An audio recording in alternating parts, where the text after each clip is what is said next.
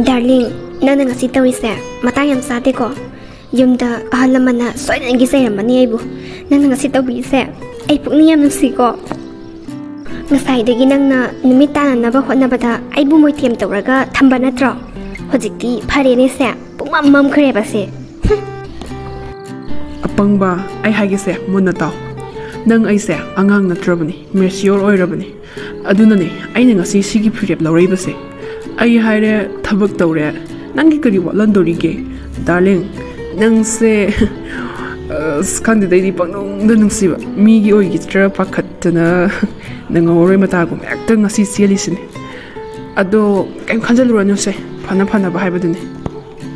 ai khoyani na lei se 5-star hotel ne ado aina kai no chana thakna ba khara order tawkhibane ngaktang leiradi laani da ngata ngaira se ko nangbu sagam lama bro masai su sarak tiana hai nungda bun ta tare ne koiroida laani As sakane sulam heglamde kaino khangde mi hun ka se pangchong somi kaino en toisibo ain teisibo manglo taibunglo ai khangdre dai as darling I am pakhat leba imana stoy nagi sai ramani bai as ngasai de thokino na hai ho bane as ai pakap ta kap ninge dai Oh, nangi se ayam thazada bai mauni nang na yamla thelo haragadi thendoi ba la thinge lao yam chaninga ba male na ai nak ta ne sunai lening traba na tro phare lao thinge lao horak la dau ne mai masing ya je kitang he hairu ba ne pai doi ga saw de ga muk doi ga am doi ba kari no khang de ba ai su nang na hai ba do ya ba gi na tro mafam sida lei se ai nga sai na ko chen la ga ne thong phakai ra ga ne yumda han ki ba yai na adoi ju han jin na tro kari no khang de ba hek to ga saw de ga pai doi ga asuk yam na thieng ba pung amma ba sibu ai kamai hallo hai no ngasai na numita na ba honaraga hojina thillagi la o kai na ga nakok tu da ne khutum na surakani hai sne na ainaga mafam sida nang se phara pullaga pork pasingai reba nang ngasai dagi na chin pum thoga ngangi do adune ba adumai hairadi phaidana nang na sana yaraga chen bani ko dadi ai khaktagi iral ohan ga no ba darling nungai tiba nang su na sana yare lawrage ko dadi hoi ba darling nang se yam nungsi ba ado pau phataba jaja jam tai ba ado nang kadar tawraga ai hun to maga di sen kine ko matam ga phattaba ne ai khoi imana ba mayam ama nupi na moi them tawraga hun to piram ba mayam ama lei ba ado mai na di tawbinu ko ai na haijari se thamoi seng na ne chala he ai bu adunguma nupi ga man bro ai dine thamoi am seng ba nupi ni khange dana nanga se hai wai luna to de ba khange dana ado sida law ne kainum haige ba as kai wano sida dum hairo ai dum tai ba as mina hairaga sasala o sida kai wano haiba phamaga haiba yada ba wasibu kai wano haiba sasat hairo o khain khongdi mi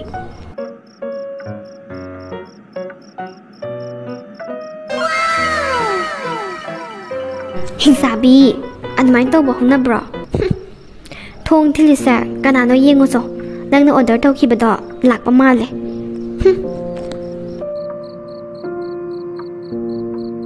Ho ai se nangi kai gino nang na dok yamna singnari du bo ipapa khali do kai gino haiba ado ai asem te yengo kige Karino aina to risibo ai se ngasidi pakhang pham haido ba. Isung imana ba mayam di lairik mayam tamnari aina to risibo karino ai thin badane akhoi pabung na soi da nangi phurani ai kamai tawni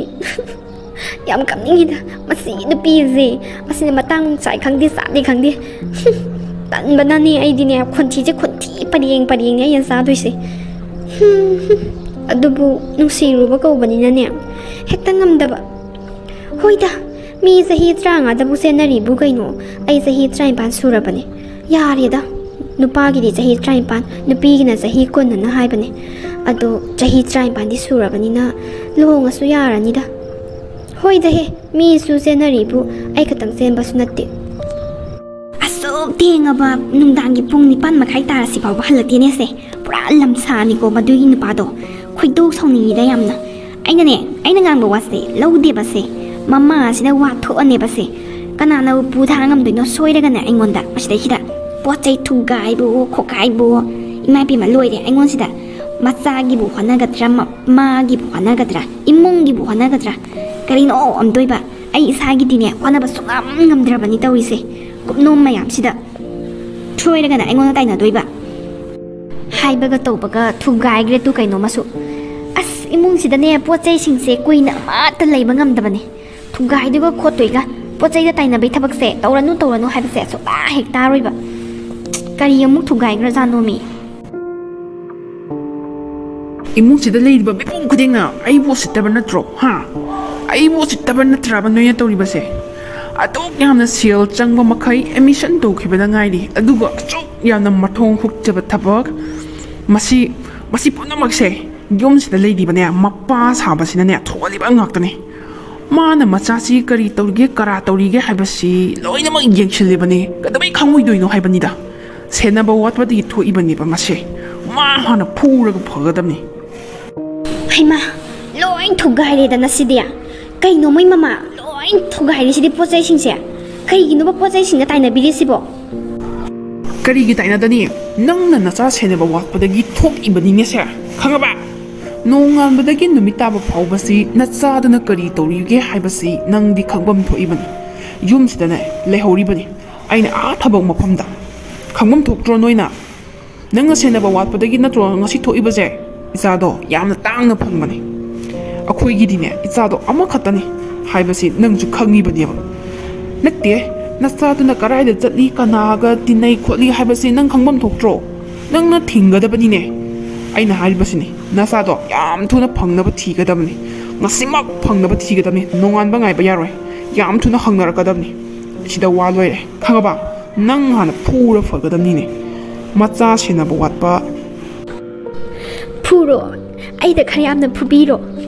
ꯁꯣꯏꯔꯒꯅ ꯅꯨꯄꯥ ꯑꯩꯈꯣꯏꯗ ꯇꯥꯏꯅꯕ ꯅꯨꯄꯥ ꯑꯩꯈꯣꯏꯁꯤꯕꯨ ꯔꯣꯕꯣꯠꯂꯣ ꯁꯣꯏꯔꯒꯅ ꯑꯩꯈꯣꯏꯗ ꯇꯥꯏꯅꯕ ꯍꯦꯛꯇ ꯐꯨꯔꯣ ꯑꯩꯗ ꯈꯔ ꯌꯥꯝꯅ ꯐꯨꯔꯣ ꯍꯥꯠꯀꯦꯁꯨꯅꯦ ꯍꯥꯠꯇꯣꯛꯄꯤꯔꯣ ꯑꯩꯅꯦ ꯄꯨꯛꯅꯤꯡ ꯌꯥꯝ ꯅꯨꯡꯁꯤ ꯏꯆꯥ ꯁꯦꯟꯅꯕꯁꯤꯕꯨ ꯅꯨꯄꯥ ꯑꯩꯈꯣꯏꯒꯤ ꯗꯥꯏꯗ ꯈꯛꯇꯔꯣ ꯃꯃꯥꯒꯤꯗꯤ ꯌꯥꯎꯗꯕ꯭ꯔꯣ ꯑꯩ ꯄꯨꯛꯅꯤꯡ ꯌꯥꯝ ꯅꯨꯡꯁꯤ ꯍꯥꯏꯁꯤꯅꯦ ꯑꯩ ꯏꯆꯥꯗꯣ ꯑꯩꯁꯨ ꯅꯨꯡꯁꯤꯗꯕ ꯅꯠꯇꯤꯌꯦ ꯑꯁ ꯃꯄꯤ ꯑꯃꯨꯛ ꯇꯥꯗꯅ ꯂꯩꯔꯦꯕꯁꯦ ꯅꯪꯉꯣꯟꯗ ꯀꯅꯥꯅ ꯀꯞꯄꯨ ꯍꯥꯏꯒꯦ ꯑꯩꯅ ꯍꯥꯏꯕꯗꯤꯅꯦ ꯑꯩꯈꯣꯏꯒꯤꯗꯤ ꯏꯆꯥꯗꯣ ꯑꯃꯈꯛꯇꯅꯤꯅꯅꯦ ꯃꯥꯡꯍꯟꯅꯤꯡꯗꯕ ꯑꯗꯨꯅꯅꯦ ꯑꯩꯅ ꯅꯪꯉꯣꯟꯗ ꯍꯥꯏꯔꯤꯁꯦ ꯅꯪ ꯀꯞꯄꯨ ꯍꯥꯏꯕ ꯅꯠꯇꯦꯀꯣ ꯑꯝꯇ ꯊꯤꯔꯨꯖꯣ ꯀꯅꯥꯗꯅꯣ ꯐꯣꯟ ꯇꯧꯅꯔꯒꯅꯦ ꯑꯝꯇ ꯍꯪꯉꯨꯖꯣ ꯉꯜꯂꯤꯉꯩꯁꯤꯗ ꯍꯌꯦꯡ ꯅꯣꯡꯉꯥꯟꯈ꯭ꯔꯒꯗꯤꯅꯦ ꯌꯥꯔꯔꯣꯏꯕ ꯆꯠꯂꯣ ꯑꯝꯇ ꯆꯠꯂꯣꯕ ꯑꯩ ꯃꯊꯥ ꯌꯥꯝ ꯁꯥꯏꯀꯣ ꯅꯣꯏꯅ ꯇꯧꯕ ꯊꯕꯛꯁꯦ ꯑꯩ ꯌꯥꯝ ꯁꯥꯏ ꯍꯥꯏꯁꯤꯅꯤ ꯃꯊꯥ ꯄꯨꯡꯗꯤ 12 ꯃꯈꯥꯏ ꯇꯥꯗꯣꯔꯤꯅꯦ ꯑꯩꯕꯨ ꯆꯪꯉꯔꯣꯏꯗ ꯃꯥꯏ ꯂꯩꯖꯍꯧꯔꯅꯤ ꯍꯣꯇꯦꯜꯒꯤ ꯄꯩꯁꯥꯒꯗꯣ ꯃꯥꯏꯅ ꯊꯤꯖꯍꯧꯔꯅꯤ ꯑꯩ ꯆꯪꯉꯔꯣꯏꯒꯦ ꯌꯨꯝꯗ ꯑꯣꯏꯅ ꯍꯟꯅꯕ ꯇꯧꯔꯒꯦ ꯍꯧꯖꯤꯛꯀꯥꯟꯒꯤ ꯅꯨꯄꯥꯁꯤꯡꯁꯦ ꯉꯛꯈ꯭ꯔꯦꯗ ꯑꯩꯅ ꯑꯦꯁꯣꯅꯤ ꯀꯥꯏꯅ ꯍꯥꯏꯔꯒ ꯃꯣꯏꯅ ꯊꯥꯖꯔꯤꯁꯦ ꯌꯥꯝ ꯅꯣꯛꯅꯤꯡꯉꯤꯗ ꯃꯥꯡꯈꯤꯅꯤ ꯅꯨꯄꯥ ꯃꯌꯥꯝ ꯃꯥꯡꯈꯤꯅꯤ ꯍꯦꯛꯇ ꯊꯥꯖꯕ ꯌꯥꯕ ꯅꯠꯇꯦ ꯍꯥꯏꯕꯅꯤꯗ ꯃꯣꯏꯁꯨ ꯍꯦꯛꯇ ꯁꯠ ꯌꯥꯁꯜꯂꯛꯏ ꯑꯩꯅꯒ ꯇꯥꯏꯒ ꯄꯨꯟꯁꯤꯟꯕꯁꯤꯗꯕꯀꯣ ꯅꯪ ꯊꯣꯛꯇꯍꯧꯔꯣꯍꯦ ꯑꯩꯗꯤ ꯌꯨꯝꯗ ꯍꯜꯂꯅꯤ ꯑꯩꯒꯤ ꯑꯦꯗ꯭ꯔꯦꯁꯁꯨ ꯁꯦꯔꯥꯟ ꯇꯨꯔꯥꯟ ꯂꯣꯏ ꯄꯤꯔꯝꯃꯕꯅꯤ ꯃꯥꯗꯤ ꯑꯩꯁꯦ ꯑꯦꯁꯣꯅꯦꯅ ꯂꯩꯕꯖꯥꯠꯅꯤ ꯀꯦꯁꯣ ꯑꯣꯏꯔꯝꯃꯦꯅ ꯇꯧꯔꯤꯁꯦ ꯐꯅ ꯑꯗꯨꯝ ꯅꯨꯡꯉꯥꯏꯔꯤꯌꯦ ꯍꯜꯂꯒꯦꯗ ꯑꯩ ꯌꯨꯝꯗ ꯑꯩꯅ ꯁꯣꯝꯗ ꯑꯦꯁꯣ ꯁꯥꯔꯁꯨ ꯌꯨꯝꯗꯗꯤ ꯅꯣꯡꯈꯠꯄꯗ ꯌꯨꯝꯒꯤ ꯇꯤꯟꯒꯗꯣ ꯊꯋꯥꯟꯃꯤꯆꯥꯛꯀꯤ ꯊꯋꯥꯟꯃꯤꯆꯥꯛ ꯉꯥꯛꯇꯅꯤꯅꯦ ꯑꯁ ꯍꯌꯦꯡ ꯅꯣꯡꯉꯥꯜꯂꯒꯗꯤ ꯑꯩꯈꯣꯏ ꯏꯇꯥꯎꯗꯣ ꯃꯥꯒꯤ ꯑꯣꯐꯤꯁ ꯆꯠꯄ ꯅꯪꯅꯕ ꯐꯨꯔꯤꯠ ꯐꯤꯔꯣꯜ ꯇꯥꯏꯁꯦ ꯑꯃꯨꯛ ꯄꯤꯒꯗꯕꯅꯤ ꯑꯁ ꯆꯠꯂꯒꯦꯗ ꯀꯩꯗꯧꯔꯗꯣꯏꯅꯣ ꯗꯥꯔꯂꯤꯡ ꯁꯥꯎꯕ ꯌꯥꯗꯦ ꯋꯥꯔꯧ ꯌꯥꯗꯦ ꯂꯩꯍꯧꯔꯣꯀꯣ ꯐꯖꯅ ꯄꯩꯁꯥꯒꯗꯣ ꯅꯪ ꯂꯣꯏ ꯇꯧꯍꯧꯔꯣ ꯑꯩ ꯍꯜꯂꯦꯍꯦ ꯀꯩꯅꯣꯅꯦ ꯃꯁꯤ ꯅꯨꯄꯤꯁꯤꯕꯣ ꯑꯩꯅ ꯉꯁꯥꯏꯗꯒꯤ ꯐꯣꯟ ꯇꯧꯕꯁꯤꯕꯨ ꯁ꯭ꯋꯤꯆ ꯑꯣꯐꯇ ꯍꯥꯏꯔꯤꯁꯤꯕꯨ ꯀꯩꯅꯣ ꯉꯁꯥꯏꯗꯤ ꯔꯤꯡꯒ ꯑꯗꯨꯝ ꯆꯠꯄꯅꯦꯕ ꯀꯩꯗꯧꯕꯒ ꯌꯥꯎꯔꯖꯥꯠꯅꯣ ꯃꯃꯥꯟꯅꯕꯤ ꯂꯥꯛꯏ ꯎꯅꯔꯨꯅꯤꯅ ꯊꯣꯛꯈꯤꯕꯅꯦꯕ ꯍꯧꯖꯤꯛꯐꯥꯎꯕ ꯍꯜꯂꯛꯇꯦꯕꯁꯦ ꯄꯨꯡꯗꯤ 12 ꯇꯥꯔꯛꯀꯗꯧꯔꯦ ꯑꯁ ꯀꯥ ꯃꯅꯨꯡꯁꯤꯗꯅꯦ ꯏꯊꯟꯗꯒ ꯂꯩꯕꯅꯦ ꯑꯩ ꯌꯥꯝ ꯇꯜꯂꯤꯗ ꯑꯩꯗꯤ ꯑꯃꯨꯛꯇꯁꯨ ꯂꯥꯛꯇ꯭ꯔꯤ ꯃꯐꯝꯁꯦ ꯑꯩꯗꯤ ꯏꯉꯥꯎ ꯉꯥꯎꯋꯦ ꯍꯥꯏꯕꯅꯤꯗ ꯀꯩꯅꯣ ꯃꯥꯅ ꯈꯜꯂꯤꯁꯤꯕꯣ ꯅꯠꯇꯦ ꯉꯁꯥꯏꯅ ꯂꯣꯏꯕ ꯌꯥꯔꯦ ꯍꯥꯏꯕꯅꯤꯗ ꯋꯥꯔꯤꯗꯣ ꯑꯁ ꯑꯩꯗꯤ ꯌꯥꯝ ꯇꯜꯂꯤꯗ ꯑꯩꯗꯤ ꯃꯣꯏ ꯃꯃꯥ ꯃꯣꯏ ꯑꯁꯣꯝ ꯅꯥꯀꯟꯗꯒꯤ ꯍꯥꯏꯗꯣꯛꯄ ꯂꯥꯛꯄꯁꯨ ꯌꯥꯔꯦ ꯄꯨꯡꯁꯦ ꯑꯗꯣ ꯃꯣꯏ ꯃꯃꯥꯅ ꯐꯤꯔꯣꯟꯗꯣ ꯑꯝꯇꯪ ꯍꯣꯡꯗꯣꯛꯄꯤꯒꯗ꯭ꯔꯥ ꯑꯗꯨꯃꯥꯏꯅ ꯂꯩꯕꯗꯣ ꯌꯦꯡꯕ ꯌꯥꯝ ꯅꯨꯡꯉꯥꯏꯇꯦꯕ ꯑꯗꯣ ꯃꯣꯏ ꯃꯃꯥ ꯑꯩꯅꯅꯦ ꯏꯕꯨꯡꯉꯣꯒꯤ ꯃꯃꯥꯟꯅꯕꯁꯤꯡꯗ ꯁꯨꯝ ꯍꯪꯅꯕ ꯃꯇꯝꯗꯅꯦ 마가 강나봐 누피 마사도 카이노니 하이네 에소니 하이금 더웨 paisan nungsaagadi adum paibazani ado yaubu yausalani hainaningayda moi mama irujjanaba tawro thenganeba lakpana haladine nungaiteba adumai leibadu esoni haiba adudi akhoi mungodagi khara halamani nupiduna akhoi mungodi hantak 12 thagadamne adudi nupi masaduna chahidi kharyamna soina halamani ai khange fare fare ayamda iruja thokige keno tawro phak nung thaduna khotana phajana nang tawramodudiko nupaduna bu nupiduna bu phajana afaba mi wardi kaisum kaidida fare fare ai iruja thokige falauna nupido thabak tawe haibadagi moi mama se sawbaga loi phaba maliko aigi sana bu kaino aigi sana bu nupi matik saba thidardi kaino ado moi mama iruzu to ro thiengani aine ahan kana kana no khara hairuki ge laikai gi achuk sawba namthak aingonda nangna asuna torkani haiba ai nongmata chu thajarude nangdi aina yam thajaki bani adubu ngasidi ai ngasidi yam pende nupa oiba aigi izzat bu laubiraga nahangna asumna hundokpirambase ai yam pende minusi basta khangdaba nangdi aina lemna sukta tharoi haisini aina nupa oiba ikhoi sibu pangan soli haiduna nupina khoina usittaba natro khangidana aina lemna sukta tharoi haisini aina kayam ki matik nangbu thajibage habado lai mana tine soidana gi khangamgani ai yumda kamai handoino yumdadi ai bu sengre haidana loi namak laikai kai loi huptan leiramani aduga ai bu kamai handoino yumda hujikpo ai siningai jane ai ma ibu soba nangdi karai chatlori ba as nangdi kusuga na maro na mango banina ne state liba khuding loi phajai haiba lohong su kui jibanina kusuga do phatsa banai bi ma ibungo as khangdreda unoka na maro na ma phajari ba nang unok to yam pami aidi kamai tawni kaya pi ge adubo haima khura aidi asidagi haira khara leirubane ado khura aidi ne mit sokpagi uppanida khurana uno ninga ganane mitto test tokpiro adugane phajaba frame ama khallag uptho udana adusu yai kaino ado khurabu karai chalubano ho ai budine asidagi singju masal leirubanida ho ai nupido thabak nganna chalidana moi nangna ba honabadane adum samjanba hawaido sok tawragane adum pijagre nangana bane haidana angang yo kayo aduda loi loira khandane singju janinge haidana asidai leirubanida ado ngaikoni he nangbu luhongba tha taruk tareti haire nangbu nasado kareimta tawdabro hojik phawbabo kuiman krewani khura tha ahum khara hele aise haira se paksa da janingba hojiksu hai leiruini ado khangdeda nauri bayadi khangde akhoi nupina aibuti yam luna tawi ado khangde khara leregadi kamai tawrokdino ho sagadamni saningba makhaine loin hek sagadabani hek sahodabadani hayeng anangdo matin ta gadoribani khangidana ado nupi singse loin phatte haibabudi nateda yam phabasu yawi phattabasu yawi ado akhoi gidine tat amasu yawi khangbra luhongba kuidingai da tine isinga se holaktana phi sure yauni henjang seme yauni sa thonge yauni hojikine ibema thabak manam da su yadre se moi yak chaki bagane ai santi mi phangise moi leiraba ko ka je mathong maram khang bada ti bp ga se wanga bani handang matang sida ado inaw dine kaino to ba oyu apha pata oyu ꯏꯅꯥꯎꯗꯤ ꯅꯧꯔꯤꯕꯅꯤꯅ ꯂꯨꯅꯁꯨ ꯇꯧꯔꯝꯒꯅꯤ ꯈꯪꯉꯤꯗ ꯍꯌꯦꯡꯋꯥꯏꯁꯨ ꯑꯗꯨꯝ ꯇꯧꯕ ꯑꯣꯏꯌꯨ ꯑꯗꯣ ꯑꯩ ꯊꯦꯡꯉꯦ ꯆꯠꯈ꯭ꯔꯒꯦꯀꯣ ꯈꯨꯔꯥ ꯑꯝꯇ ꯉꯥꯏꯈꯨꯑꯣ ꯀꯩꯅꯣꯝꯇ ꯍꯥꯏꯖꯒꯦ ꯑꯁ ꯈꯨꯔꯥ ꯑꯩꯗꯤꯅꯦ ꯂꯨꯍꯣꯡꯕꯁꯨ ꯀꯨꯏꯗ꯭ꯔꯤꯕꯅꯤꯅ ꯏꯄꯥꯗ ꯄꯥꯈꯠꯂꯦ ꯅꯨꯄꯤꯁꯤꯡꯁꯦ ꯐꯠꯇꯕ ꯌꯥꯝ ꯂꯩꯔ ꯃꯥꯅꯦ ꯃꯃꯥꯡ ꯂꯩꯀꯥꯏꯒꯤ ꯇꯥ ꯇꯣꯃꯥꯜꯒꯤ ꯃꯆꯥꯅꯨꯄꯥ ꯀꯔꯤ ꯃꯃꯤꯡꯗꯨꯕꯨ ꯀꯩꯅꯣꯝ ꯍꯥꯏꯗꯥꯏꯅꯦ ꯀꯔꯤ ꯁꯟꯖꯣꯏ ꯍꯥꯏꯕꯗꯣ ꯑꯁ ꯅꯨꯄꯤꯅꯅꯦ ꯆꯦꯟꯕꯤꯔꯒꯅꯦ ꯍꯨꯟꯇꯣꯛꯄꯤꯔꯝꯃꯤꯌꯦ ꯊꯥ 2-3 ꯁꯨꯔꯦ ꯃꯄꯥꯟ ꯊꯣꯛꯇꯕ ꯋꯥꯈꯜꯒꯗꯣ ꯉꯧꯔꯤ ꯐꯩꯔꯤ ꯇꯧꯕ ꯍꯧꯔ ꯃꯥꯅꯤꯗ ꯈꯨꯔꯥ ꯁꯤꯕꯨ ꯑꯁꯦꯡꯕ ꯋꯥꯔꯕ ꯅꯨꯄꯤꯗꯨꯅꯅꯦ ꯑꯦꯁꯣ ꯁꯥꯕ ꯑꯣꯏꯔ ꯃꯥꯅꯤ ꯑꯗꯨꯒ ꯍꯨꯟꯇꯣꯛꯄꯤꯔꯝꯃꯦ ꯍꯥꯏꯌꯦ ꯑꯁ ꯌꯥꯝ ꯅꯨꯡꯉꯥꯏꯇꯦ ꯍꯥꯏꯕꯅꯤꯗ ꯑꯩꯗꯤ ꯀꯔꯤꯅꯣ ꯇꯧꯔꯤꯁꯤꯕꯣ ꯍꯧꯖꯤꯛꯀꯥꯟꯒꯤ ꯅꯨꯄꯤꯁꯤꯡꯁꯤꯗꯤꯅꯦ ꯖꯥꯠ ꯖꯥꯠꯅꯤꯀꯣ ꯍꯣ ꯆꯨꯝꯃꯦ ꯆꯨꯝꯃꯦ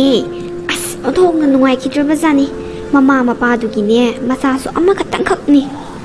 ꯑꯣꯟꯊꯣꯛꯅ ꯅꯨꯡꯉꯥꯏꯈꯤꯗ꯭ꯔꯦ ꯃꯕꯨꯛꯇꯁꯨꯅꯦ ꯊꯥ 3ꯒꯤ ꯃꯆꯥ ꯌꯥꯎꯔꯤ ꯃꯥꯅꯤ ꯂꯧꯊꯣꯛꯁꯦ ꯍꯥꯏꯕꯁꯨ ꯌꯥꯗꯦꯌꯦ ꯑꯁ ꯅꯨꯡꯉꯥꯏꯈꯤꯗ꯭ꯔꯖꯥꯠꯅꯤꯗ ꯇꯥꯕꯗꯤ ꯏꯕꯦꯝꯃ ꯏꯕꯨꯡꯉꯣ ꯁꯣꯔꯤ ꯑꯗꯨꯅꯦ ꯈꯨꯔꯥ ꯑꯩꯈꯣꯏ ꯅꯨꯄꯤꯗꯣ ꯑꯩ ꯁꯦꯟꯅꯗꯕ ꯌꯥꯗꯦ ꯃꯥ ꯊꯕꯛ ꯍꯜꯂꯛꯄ ꯈꯨꯗꯤꯡꯒꯤꯅꯦ ꯃꯥꯒꯤ ꯐꯨꯔꯤꯠ ꯈꯥꯎꯗ ꯀꯔꯤ ꯌꯥꯎꯏ ꯈꯨꯃꯨ ꯀꯩꯀꯥ ꯑꯗꯒꯤ ꯀꯣꯠ ꯃꯅꯝ ꯀꯩꯀꯥ ꯂꯣꯏ ꯅꯝꯃꯤꯕꯅꯤ ꯆꯦꯛꯁꯤꯟꯗꯕ ꯌꯥꯗꯦ ꯍꯧꯖꯤꯛꯀꯥꯟꯒꯤꯅꯦ ꯇꯜꯂꯤꯗ ꯅꯨꯄꯥꯁꯤꯡꯁꯤꯅ ꯃꯔꯣꯟ ꯑꯃ ꯅꯨꯄꯤ ꯑꯐꯕ ꯎꯌꯥꯄꯨꯟꯇꯤ ꯃꯃꯤꯠꯁꯤꯡꯁꯦ ꯀꯦꯠꯁꯟꯗꯣꯏꯒ ꯈꯦꯠꯇꯣꯏꯒ ꯀꯩꯅꯣ ꯇꯧꯗꯣꯏꯒ ꯂꯧꯊꯣꯛꯇꯣꯏꯒ ꯄꯩꯁꯥꯁꯦ ꯑꯗꯨꯅꯅꯦ ꯈꯨꯔꯥ ꯌꯥꯝ ꯋꯥꯏꯗ ꯅꯨꯄꯥ ꯊꯕꯛ ꯇꯧꯕꯒꯤ ꯅꯨꯄꯥ ꯑꯣꯏꯔꯨꯕꯁꯦ ꯅꯨꯄꯤ ꯊꯕꯛ ꯇꯧꯕꯒꯤ ꯅꯨꯄꯥ ꯑꯣꯏꯔꯨꯁꯦ ꯍꯥꯏꯕ ꯑꯁ ꯈꯨꯔꯥ ꯑꯩꯒꯤ ꯆꯤꯟꯁꯦ ꯍꯦꯛꯇ ꯁꯣꯏꯕ ꯅꯨꯄꯤ ꯅꯨꯄꯥ ꯑꯣꯟꯅꯔꯒ ꯀꯟꯇꯦꯟ ꯁꯦꯝꯕꯁꯤꯗꯅꯦ ꯍꯦꯛꯇ ꯁꯣꯏꯕ ꯀꯌꯥꯔꯛꯅꯤ ꯑꯩꯅ ꯇ꯭ꯔꯥꯏ ꯇꯧꯔꯤꯕꯁꯦ ꯑꯗꯣ ꯃꯌꯥꯝ ꯋꯥꯔꯧꯕꯤꯅꯨꯀꯣ ꯈꯔꯗꯤ ꯑꯗꯨꯝ ꯁꯣꯏꯖꯔꯦ ꯑꯁ ꯏꯕꯨꯡꯉꯣ ꯁꯦꯟꯅꯧ ꯑꯩꯈꯣꯏꯁꯨꯅꯦ ꯅꯧꯔꯤꯀꯥꯟꯗꯅꯦ ꯁꯦꯟꯅꯔꯤꯕꯅꯤ ꯑꯗꯨꯅꯕꯨ ꯉꯁꯤ ꯐꯥꯎꯗꯅꯦ ꯁꯣꯏ ꯉꯥꯝꯗ꯭ꯔꯤꯕꯅꯤꯅꯦ ꯏꯆꯥ ꯆꯥꯎꯔꯦꯗꯅ ꯏꯆꯥ ꯄꯥꯈꯪ ꯐꯥꯔꯛꯑꯦ ꯑꯗꯣ ꯅꯪꯁꯨꯅꯦ ꯅꯧꯔꯤꯕꯅꯤꯅꯅꯦ ꯁꯦꯟꯅꯧ ꯏꯕꯦꯝꯃ ꯏꯕꯨꯡꯉꯣ ꯍꯦꯛꯇ ꯁꯣꯏꯕ ꯑꯩꯁꯨ ꯑꯗꯣ ꯃꯃꯤꯠ ꯉꯥꯎꯈꯤꯅꯤꯀꯣ ꯀꯦꯔꯒ ꯂꯩꯌꯨ ꯈꯪꯉꯦꯗꯅ ꯊꯕꯛ ꯍꯜꯂꯛꯄꯗꯅꯦ ꯏꯁꯧ ꯂꯥꯡꯕ ꯌꯥꯗꯦ ꯁꯦꯕꯥ ꯇꯧꯁꯟꯒꯗꯕ ꯈꯪꯉꯦꯗꯅ ꯈꯨꯔꯥ ꯑꯩꯗꯤ ꯏꯁꯧꯒ ꯁꯨꯡꯂꯥꯡ ꯂꯥꯡꯕꯤꯗꯦꯗ ꯑꯗꯨꯒꯤ ꯋꯥꯗꯤ ꯑꯗꯣ ꯈꯨꯔꯥ ꯑꯩꯁꯨ ꯊꯦꯡꯉꯦ ꯌꯨꯝꯗ ꯍꯟꯅꯕ ꯇꯧꯔꯒꯦ ꯈꯨꯔꯥꯁꯨ ꯍꯟꯕꯤꯔꯣꯀꯣ ꯍꯜꯂꯣ ꯑꯩꯁꯨꯅꯦ ꯁꯤꯡꯖꯨ ꯁꯨꯔꯗꯣꯏꯅꯤ ꯑꯗꯣ ꯑꯩꯅ ꯍꯥꯏꯕꯗꯣ ꯀꯥꯎꯅꯤꯀꯣ ꯀꯥꯎꯔꯣꯏꯗ ꯈꯨꯔꯥ ꯑꯩꯁꯨ ꯀꯥꯎꯕꯤꯔꯣꯏ ꯚꯥꯏ ꯅꯪꯒꯤ ꯐꯨꯔꯤꯠ ꯐꯤꯔꯣꯜꯁꯦ ꯑꯩ ꯑꯗꯨꯝ ꯋꯥꯏꯔꯒꯦꯗ ꯅꯠꯇ꯭ꯔꯒ ꯑꯩ ꯑꯗꯨꯝ ꯂꯧꯔꯒꯦꯗ ꯃꯁꯤ ꯁꯦꯠꯄꯁꯦ ꯅꯨꯄꯥꯒ ꯌꯥꯝ ꯀꯦꯜꯂꯦꯕ ꯑꯦꯁꯣꯒ ꯁꯥꯕꯁꯦ ꯌꯥꯝ ꯄꯛ ꯃꯥꯟꯅꯦ ꯑꯩꯉꯣꯟꯗ ꯑꯗꯣ ꯑꯩ ꯑꯗꯨꯝ ꯂꯧꯔꯒꯦꯀꯣ ꯅꯪꯗꯤ ꯄꯩꯁꯥꯁꯨ ꯄꯥꯏꯕꯅꯤꯅ ꯃꯌꯥꯝ ꯂꯩꯔꯝꯒꯅꯤ ꯑꯦꯁꯣꯅ ꯑꯩꯅ ꯑꯣꯏꯔꯒ ꯅꯪꯅ ꯑꯣꯏꯅ ꯑꯦꯁꯣ ꯁꯥ ꯂꯩꯔꯦꯅꯦ ꯍꯥ ꯑꯗꯣ ꯚꯥꯏ ꯅꯪꯅ ꯅꯨꯄꯥ ꯑꯃ ꯍꯣꯇꯦꯜꯗ ꯏꯖꯠ ꯂꯧꯕ ꯌꯥꯕ ꯂꯧꯔꯒ ꯅꯪꯅ ꯍꯨꯟꯇꯣꯛꯑꯝꯃꯤꯗꯣ ꯀꯔꯤꯒꯤꯅꯣ ꯍꯥꯏꯕꯅꯤꯗ ꯅꯪ ꯄꯥꯞ ꯁꯣꯏꯅ ꯄꯨꯅꯤ ꯚꯥꯏ ꯅꯪ ꯌꯥꯝ ꯐꯠꯇꯕꯅꯤꯀꯣ ꯑꯗꯨꯃꯗꯤ ꯅꯪ ꯇꯧꯔꯤꯗꯣ ꯌꯥꯝ ꯆꯨꯝꯗꯦ ꯍꯥꯏꯕ ꯀꯩꯅꯣ ꯚꯥꯏ ꯍꯤꯡꯉꯤꯉꯩꯗ ꯅꯨꯡꯉꯥꯏꯊꯣꯛꯀꯗꯕꯅꯤ ꯀꯩꯅꯣ ꯅꯨꯄꯤ ꯑꯁꯤꯅꯦ ꯆꯥꯝꯃꯩ ꯃꯄꯨꯅꯦ ꯈꯪꯉꯦꯗꯅ ꯑꯩꯗꯤ ꯈꯪꯗꯦ ꯃꯋꯥ ꯑꯝꯇ ꯂꯧꯗꯦ ꯍꯤꯡꯉꯤꯉꯩꯗ ꯅꯨꯡꯉꯥꯏꯔ ꯂꯣꯏꯔꯦ ꯁꯤꯇꯅꯤ ꯑꯩꯒꯤꯗꯤ ꯑꯁ ꯅꯪꯒꯤ ꯋꯥꯇꯥꯁꯤꯗꯤ ꯂꯣꯏꯔꯦꯍꯦ ꯀꯤꯕꯝꯕꯨ ꯌꯧꯁꯜꯂꯛꯏꯍꯦ ꯏꯕꯦꯝꯃ ꯅꯪꯃꯅꯦ ꯀꯣ ꯍꯦꯃꯜꯂꯕꯅꯤꯍꯦ ꯅꯌꯨꯝꯗ ꯂꯩꯍꯧꯔꯤꯕ ꯅꯋꯥ ꯅꯆꯥꯁꯤꯡꯗꯨꯅꯅꯦ ꯍꯟꯅ ꯌꯦꯡꯉꯨꯅꯨ ꯅꯪ ꯀꯣ ꯅꯠꯇꯦ ꯅꯪꯒꯤ ꯅꯨꯄꯥꯗꯨꯁꯨ ꯊꯥ 7 ꯍꯥꯏꯔꯦꯅ ꯇꯥꯏ ꯑꯗꯨꯁꯨ ꯍꯟꯅ ꯁꯨꯡꯌꯦꯡ ꯌꯦꯡꯕꯤꯗ꯭ꯔꯤꯁꯦ ꯀꯩꯒꯤꯅꯣ ꯍꯥꯏꯕꯅꯤꯗ ꯑꯁ ꯚꯥꯏ ꯅꯪ ꯑꯩꯈꯣই ꯁꯥꯏꯅ ꯇꯤꯟꯅꯕꯁꯦ ꯏꯁꯧ ꯌꯥꯝ ꯂꯥꯡꯉꯕꯅꯤ ꯅꯪꯒꯤ ꯄꯥꯎꯁꯦ ꯇꯥꯕꯗꯅꯦ ꯏꯁꯧ ꯈꯨꯅꯤ ꯀꯥꯝꯃꯤꯁꯦ ꯑꯩꯉꯣꯟꯗ ꯑꯩꯁꯨꯅꯦ ꯅꯪ ꯅꯇꯧ ꯇꯝꯃꯗ꯭ꯔꯥ ꯍꯥꯏꯗꯅ ꯀꯩꯅꯣꯅꯦ ꯚꯥꯏꯅ ꯉꯥꯡꯉꯤꯗꯨꯕꯨ ꯀꯔꯤꯅꯣ ꯅꯠꯇꯦ ꯅꯨꯄꯥ ꯑꯉꯥꯡ ꯌꯦꯡꯁꯟꯕꯁꯤꯕꯨ ꯑꯩꯒꯤ ꯏꯊꯧꯔꯥ ꯍꯥꯏꯕꯅꯤꯗ ꯃꯁꯤꯗꯤꯅꯦ ꯃꯈꯣꯏꯒꯤ ꯃꯊꯧ ꯏꯆꯥꯁꯨꯅꯦ ꯅꯨꯄꯥꯅ ꯁꯦꯟꯅꯒꯗꯕ ꯀꯩꯅꯣ ꯃꯣꯏ ꯃꯊꯧꯅꯤ ꯀꯩꯅꯣ ꯌꯦꯡꯁꯤꯟꯕꯁꯦ ꯃꯣꯏꯅ ꯌꯦꯡꯁꯤꯟꯒꯗꯕ ꯅꯠꯇ꯭ꯔꯣ ꯑꯩꯅ ꯑꯉꯥꯡ ꯅꯨꯄꯤꯗꯨ ꯃꯌꯥꯝꯗꯣ ꯍꯣꯠꯅꯔ ꯂꯩꯌꯣ ꯍꯥꯏꯔꯕ ꯑꯁ ꯇꯥꯅꯤꯡꯗꯦꯗ ꯀꯩꯁꯨ ꯀꯥꯏꯗꯦ ꯚꯥꯏꯒꯤ ꯁꯥꯏꯅ ꯑꯩꯒ ꯇꯤꯟꯅꯕ ꯆꯩ ꯍꯥꯏꯕ ꯅꯠꯇ꯭ꯔꯣ ꯀꯩꯁꯨꯝ ꯀꯥꯏꯗꯦ ꯅꯪ ꯑꯩꯒ ꯇꯤꯟꯅꯔꯨꯁꯦ ꯍꯥꯏꯔꯁꯨꯅꯦ ꯀꯩꯁꯨꯝ ꯀꯥꯏꯗꯦ ꯉꯁꯤꯗꯒꯤꯅꯦ ꯀꯥꯏꯅꯔꯁꯦꯁꯨ ꯌꯥꯏ ꯑꯁ ꯚꯥꯏ ꯅꯪ ꯌꯥꯝ ꯁꯧꯒꯠꯂꯤꯗꯣ ꯀꯩꯒꯤꯅꯣ ꯑꯩꯅ ꯍꯥꯏꯔꯤꯁꯦ ꯚꯥꯏꯒꯤ ꯐꯅꯕ ꯅꯠꯇ꯭ꯔꯣ ꯅꯠꯇꯦ ꯚꯥꯏꯒꯤ ꯅꯨꯄꯥꯗꯨꯅ ꯃꯁా ꯋꯥꯏ ꯁꯪꯗꯗꯅꯊꯥ 7 ꯆꯪꯉꯛꯑꯒ ꯋꯥꯅ ꯃꯁꯥꯗꯣ ꯂꯨꯝꯒꯩ ꯍꯣꯠꯅꯔꯤꯅꯦꯕ ꯆꯥꯛ ꯏꯁꯤꯡꯗꯒꯤ ꯏꯃꯨꯡꯁꯨ ꯄꯨꯔꯤꯕ ꯃꯥꯅ ꯑꯉꯥꯡꯈꯩꯁꯨ ꯂꯣꯏ ꯍꯣꯠꯅꯔꯤꯕ ꯑꯗꯨ ꯚꯥꯏꯅ ꯈꯤꯇꯪ ꯌꯦꯡꯁꯤꯟꯕ ꯍꯥꯏꯕꯅꯤꯗ ꯅꯠꯇꯦ ꯀꯔꯤꯅꯣ ꯚꯥꯏꯅ ꯇꯧꯔꯤꯗꯨꯕꯨ ꯆꯨꯝꯕ꯭ꯔꯥ ꯍꯥꯏꯕꯅꯤꯗ ꯑꯩꯅ ꯍꯥꯏꯔꯤꯁꯦ ꯐꯍꯟꯅꯤꯡꯕꯒꯤ ꯍꯥꯏꯔꯤꯅꯦ ꯅꯠꯇꯦ ꯌꯨꯝꯗꯨꯅ ꯁꯦꯝꯖꯟꯅꯤꯁꯨ ꯈꯪꯗ꯭रे ꯚꯥꯏꯅ ꯄꯩꯁꯥ ꯇꯥꯜꯂꯒꯗꯤ ꯌꯨꯝꯗꯣ ꯐꯖꯅ ꯁꯦꯝꯖꯜꯂꯣꯏꯗ꯭ꯔꯣ ꯌꯨꯝꯗꯨꯅ ꯏꯍꯣ ꯍꯣꯒꯩ ꯂꯩꯔꯦ ꯅꯨꯄꯤꯗꯨꯅ ꯚꯥꯏ ꯊꯥꯛ ꯂꯩꯔꯦꯕ ꯅꯨꯄꯥꯗꯨꯅ ꯚꯥꯏ ꯊꯥꯛ ꯂꯩꯔꯦꯕ ꯀꯩꯅꯣꯕ ꯇꯧꯔꯤꯗꯨꯕꯣ ꯑꯗꯨ ꯐꯠꯇꯦ ꯍꯥꯏꯕꯅꯤꯗ ꯚꯥꯏ ꯑꯩꯅ ꯍꯥꯏꯁꯦ ꯐꯍꯟꯅꯤꯡꯕꯒꯤꯅꯦꯕ ꯍꯥꯟꯅ ꯍꯦꯛꯇ ꯁꯥꯎꯒꯠꯂꯦ ꯅꯪꯁꯤꯗꯤ ꯚꯥꯏ ꯑꯩꯅ ꯂꯨꯍꯣꯡꯉꯤꯁꯦ ꯃꯈꯣꯏ ꯃꯌꯥꯝꯒꯤ ꯄꯦꯄꯥ ꯃꯌꯥꯝꯗꯣ ꯁꯦꯕꯥ ꯇꯧꯒꯦꯅꯅꯦ ꯂꯨꯍꯣꯡꯕ ꯅꯠꯇꯦ ꯑꯩꯒꯤꯁꯨ ꯑꯩꯒꯤ ꯙꯥꯔ ꯃꯨꯠꯇꯅꯕꯒꯤꯗꯃꯛꯇ ꯂꯨꯍꯣꯡꯗꯕ ꯌꯥꯗꯦꯅ ꯏꯃꯥ ꯏꯄꯥꯅ ꯒ꯭ꯔꯤꯒ꯭ꯔꯤ ꯇꯛꯄꯗꯒꯤꯅꯦ ꯂꯨꯍꯣꯡꯕꯩ ꯋꯥꯅꯤ ꯑꯁ ꯌꯥꯔꯦꯗ ꯚꯥꯏ ꯁꯤ ꯋꯥꯁꯦ ꯇꯣꯛꯁꯦ ꯀꯩꯗꯧꯔꯗꯣꯏꯅꯣ ꯁꯤꯗꯤ ꯃꯈꯣꯏ ꯃꯊꯧꯅꯦ ꯅꯨꯄꯤ ꯑꯩꯈꯣꯏ ꯏꯊꯧ ꯅꯠꯇꯦ ꯀꯩꯅꯣ ꯑꯩꯈꯣꯏꯗꯤ ꯁꯦꯟ ꯇꯥꯟꯒꯗꯕ ꯅꯨꯄꯥ ꯃꯣꯏꯅꯅꯦ ꯏꯃꯨꯡ ꯄꯨꯒꯗꯕ ꯑꯁ ꯌꯥꯔꯦ ꯚꯥꯏ ꯁꯤ ꯋꯥꯁꯦ ꯇꯣꯛꯁꯤꯗ ꯚꯥꯏ ꯑꯩ ꯌꯨꯝ ꯍꯜꯂꯒꯦ ꯌꯥꯝ ꯋꯥꯔꯦ ꯇꯣ ꯅꯪ ꯒꯥꯔꯤꯁꯦ ꯑꯩꯅ ꯊꯥꯎ ꯈꯔꯕꯨꯗꯤ ꯁꯤꯖꯤꯟꯅꯔꯕꯅꯦ ꯉꯁꯥꯏ ꯃꯣꯏꯔꯥꯡꯗꯒꯤ ꯍꯜꯂꯛꯀꯦ ꯇꯧꯕꯗꯣ ꯀꯥꯎꯔꯕ ꯑꯗꯨꯝ ꯑꯗꯣ ꯑꯩ ꯌꯨꯝ ꯆꯪꯉꯒꯦ ꯚꯥꯏꯁꯨ ꯌꯨꯝ ꯆꯪꯉꯣ ꯆꯥꯛ ꯌꯥꯝ ꯂꯥꯝꯃꯦꯕ ꯑꯩ ꯆꯪꯉꯦꯀꯣ ꯚꯥꯏ ꯃꯁꯤꯒꯤ ꯅꯨꯄꯤ ꯑꯁꯦ ꯑꯣꯟꯊꯣꯛꯅ ꯐꯠꯈꯤꯗ꯭ꯔꯦꯗꯀꯣ ꯃꯁꯦ ꯅꯠꯇꯦ ꯃꯥꯒꯤ ꯅꯨꯄꯥꯗꯨꯅ ꯃꯆꯥ ꯄꯣꯛꯀꯗꯕꯒꯤ ꯊꯔꯥꯛ ꯌꯥꯟꯗꯅ ꯂꯩꯔꯤꯕꯅꯦꯕ ꯍꯧꯖꯤꯛꯁꯦ ꯃꯕꯨꯛ ꯀꯪꯕꯤꯗꯨꯅ ꯐꯤ ꯁꯥꯔꯒ ꯃꯗꯨꯗꯩ ꯐꯪꯉꯛꯄ ꯁꯦꯜ ꯈꯔꯗꯨꯅ ꯆꯦꯡ ꯋꯥꯜꯂꯒ ꯏꯃꯨꯡ ꯄꯨ ꯂꯩꯔꯦꯕ ꯃꯥꯅ ꯃꯁꯤꯗ ꯃꯆꯥ ꯇꯧ ꯂꯩꯔꯦꯕꯁꯦ ꯃꯣꯏꯔꯥꯡꯗꯒ ꯀꯥꯞꯇꯅ ꯃꯁꯤꯗ ꯅꯨꯄꯥ ꯃꯁꯛ ꯐꯖꯕ ꯈꯟꯗꯅ ꯄꯨꯔꯒ ꯃꯥꯡꯍꯟꯗꯅ ꯂꯩꯔꯦꯕꯁꯦ ꯍꯠꯇꯤ ꯃꯥꯒꯤ ꯃꯆꯥ ꯃꯁꯨꯁꯤꯡꯗꯨꯕꯨ ꯀꯃꯥꯏꯅ ꯊꯥꯛꯑꯒ ꯀꯃꯥꯏꯅ ꯁꯦꯝꯒꯗꯧꯔꯤꯅꯣ ꯍꯥꯏꯕꯅꯤꯗ ꯃꯆꯥ ꯃꯁꯨ ꯁꯦꯝꯕ ꯃꯇꯝꯁꯤꯗ ꯑꯁꯨꯃꯥꯏꯅ ꯉꯥꯎꯕ ꯌꯥꯕ꯭ꯔꯥꯕ ꯃꯁꯤ ꯁꯤꯒꯦꯁꯨ ꯁꯤꯈ꯭ꯔꯁꯨꯅ ꯃꯁꯤ ꯌꯥꯝ ꯐꯠꯇꯕ ꯃꯤꯅꯤ ꯃꯁꯤ ꯅꯨꯄꯥ ꯑꯣꯠꯄ ꯃꯤ ꯑꯣꯏꯅ ꯇꯧꯔꯗꯅ ꯀꯦꯅꯤꯡꯇꯝ ꯂꯣꯏꯔꯦ ꯃꯁꯛꯁꯦ ꯏꯕꯦꯝꯃ ꯉꯛꯈ꯭ꯔꯦꯍꯦ ꯅꯪꯁꯦ ꯅꯋꯥ ꯃꯕꯨꯛ ꯀꯪꯕꯤꯗꯨꯅ ꯊꯣꯡꯉꯝꯕ ꯆꯥꯛꯇꯣ ꯆꯥꯔꯨꯅꯤꯅ ꯆꯪꯉꯤꯕꯅꯤꯅꯦ ꯆꯥꯛ ꯂꯥꯝꯃꯦ ꯀꯥꯏꯗꯅ ꯅꯪꯒꯤ ꯅꯨꯄꯥꯗꯣ ꯑꯩꯅꯒ ꯑꯣꯏꯔꯝꯕꯗꯤꯅꯦ ꯐꯖꯅ ꯍꯨ ꯍꯥꯞꯆꯜꯂꯒꯅꯦ ꯄꯤꯖꯅꯤꯍꯦ ꯅꯪ ꯃꯁꯛꯅꯤ ꯀꯥꯏꯅꯒꯕ ꯌꯦꯡꯅꯤꯡꯇꯝꯅ ꯅꯥꯔꯦ ꯑꯌꯣ ꯏꯃꯥ ꯈ꯭ꯋꯥꯡꯅ ꯃꯔꯣꯟ ꯑꯃ ꯅꯥꯕꯅꯦ ꯄꯨꯛ ꯑꯀꯪꯕꯁꯤꯒ ꯐꯤ ꯁꯥꯅ ꯆꯥꯛ ꯊꯣꯡꯕꯁꯤꯗꯤ ꯑꯌꯣ ꯏꯃꯥ ꯁꯦ ꯈꯥꯕꯩꯁꯦ ꯃꯈꯥꯗ ꯇꯥꯈ꯭ꯔꯦꯕꯁꯦ ꯈꯨꯟꯒꯤꯕꯨ ꯐꯪꯗ꯭ꯔꯦꯅꯦ ꯁꯦ ꯄꯨꯛ ꯑꯀꯪꯕꯁꯤꯅ ꯏꯆꯥꯅ ꯒ꯭ꯌꯥꯟ ꯇꯥꯕ꯭ꯔꯥ ꯇꯥꯗ ꯃꯃꯥꯅ ꯒ꯭ꯌꯥꯟ ꯇꯥꯕ꯭ꯔꯥ ꯇꯥꯗ ꯋꯥꯔꯤꯗ ꯑꯩꯒꯤ ꯂꯥꯏꯕꯛꯁꯦ ꯁꯨꯃꯥꯏꯅ ꯁꯨꯝ ꯂꯣꯏꯁꯟꯗꯣꯔ ꯃꯥꯅꯦ ꯑꯣꯟꯊꯣꯛꯄ ꯅꯨꯄꯤ ꯑꯃꯗ ꯌꯨꯝ ꯄꯥꯜꯂꯨꯗꯅꯅꯦ ꯑꯩꯁꯦ ꯁꯨꯃꯥꯏꯅ ꯇꯧꯔꯕꯅꯤ ꯑꯩꯁꯦ ꯄꯦꯠꯂꯕꯅꯤꯗ ꯑꯩꯁꯦ ꯃꯃꯥꯡ ꯂꯩꯀꯥꯏꯒꯤ ꯊꯣꯏꯕꯤꯗꯣ ꯃꯉꯣꯟꯗ ꯌꯨꯝ ꯄꯥꯟꯖꯔꯝꯃꯕꯗꯤ ꯁꯨꯃꯥꯏꯅ ꯀꯩꯁꯨ ꯋꯥꯔꯝꯃꯣꯏꯗꯕꯅꯤ ꯊꯥꯏꯅ ꯃꯥꯅ ꯑꯩꯉꯣꯟꯗ ꯇꯥ ꯊꯦꯝꯕꯨꯡ ꯆꯦꯜꯂꯁꯤ ꯌꯥꯝ ꯍꯥꯏꯔꯝꯕꯅꯤ ꯑꯩꯅ ꯃꯁꯛ ꯐꯖꯩꯌꯦꯅꯅꯦ खरा कुचु ngौबसिदने लेसलुदनने से सिदि करी सारेसे कुचु खरा मुजरसु थोइबिदो नुक्सिबनी हे होजिक्तदने निंगमक्त्रेदा यामना मतमदुदा आइना मंगोंदा मिराइ खिबदो होजिक्ति याम निंगमक्त्रेदा थोइबिदो याम फबनी मागी नुपासु याम लुना तवेना ताइ मखुत्ता हामागा पिजा माने नुपी खुदिमक लोइन फतबा नतेदा फबसु म्याम ले अस आइसे थोइबिदो युम पांजरमदि को सुमाइ तौजरमोइदबनी अस अमुक हंकतपा यारमदिबको अस नुवाइम सिगदमने इजे होजिक्तिने आइगी नुपीसे आइनो थाक लेरे पुगा कंबसिगा इसासु आइना पुउ हाइबा अदुदगी साकसु आइगोंदा थोंगु हाइबा युमसु आइगोंदा पु हाइबा करिनो तौरिसिबो आइगोंदा अस मसिगुमा नुपीसिदने युम पालमदोइ सरुपुदिने पालमदबना फै थोइबिदा पालमदौने याम निंगमक्त्रे दै अस बाबा चाक लोइद्रिबो हजिबाव आइ चाक लाम सिदोरे हारगो असाइदि केमतसु पिजदे अदु चाक लोइद्रिबो अखोइ ngरang nga atawba leikidaiने leitrabo Baba Baba nga atawbado leiradi chaganga orasu ai hekta saba horake yam lameba henjang do chadrasu yare nga akangbuduga ne adum chajagrage ai ngamja pontida nang khataro lami sibo ai su lami bani ko ai su lami bani ngasai tagi sing thagani sak thongi base kana na pu thangam pono kana gi phi amuk sani imungi koli wairam loi sit pa seng ba loiraga sak se thongi bani mase chida noi kana na mating pangage ai ngonda ha chage ngalega amadu chage laamni kana na pu thangam do sidabo Sibu sizaningbani daidi. Nga atawbasidi amakata ngaire. Makoksinane ibani yenarasi. Aduga masasinane tangkai yenabirage. Moy mamado laani. Mamaduga nachanupiduga ne pizarasi. Ibani na makok heksarasi ko. Baba, ayam saungi ko. Kaygino ba? Imaga ichangana phajaba posai pizaba. Adigi phajana khakpa leitraga su moigiti tawda yade ne hekta pizaba. Aikhoigina arem apa khara sahanbasibu kaygino baba. Ayam saungi ko. Kaino samana dabro. Akhoi chu mini moi su mini samana dabro kaygino ba misam khayam naise saba thapada. Hek tawraga phajaba am leradi nasanpi gi thammo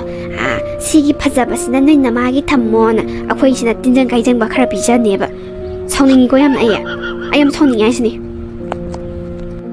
Adumaina hainuni he fattabani ne makoidi tungi yumbi oirakadoribani aduna phajaba pochai tinjang kaijang daba asenga ma khaina thabak tawgadaba makoidi afaba ama ohenge hairagadi ko adunani ado aikhoidi nupani na ne makoigi lemakpado chaba ke sum kaide makoidi ne asenga ma khaidaba yade khangidana cho nakuna saham toro chakti ne loisalabani Nama lagane punna sarasiko. Baba na haido ayam saungi da. Aikoi di tungi yumbi natrabo haise. Aikoi su tungi yumbi oiba yaina. Makoi khatang na miro. As sidine aikoi do yam saungi. Ngasi haiba numit sidagine ai imma na lempa sak injang sok cha roi. Ai sune aseng amang tawgadamni baba. Ai ju aseng amang tawdaba sungai yaroi. Aduga ne leidiba nga do macet ka agane mari thukna ka aga samin na kada bani kedo bagi makok sa deba aidi makok sa roi is moi katang mi ro mi gi mi samane khangbra admai tawrakanu baba ayam sauni go aina haisni nga ama lebado makak mari thukna yana kada bani kari gi makok sa deba yengune mase kaya da lamgelam hairi bano yengba mase aigi sinthaktaga khumba saradana Hoine, gen magda thongasu phajaba matumdo khallaga tingkot pik thana khakpa. Aduga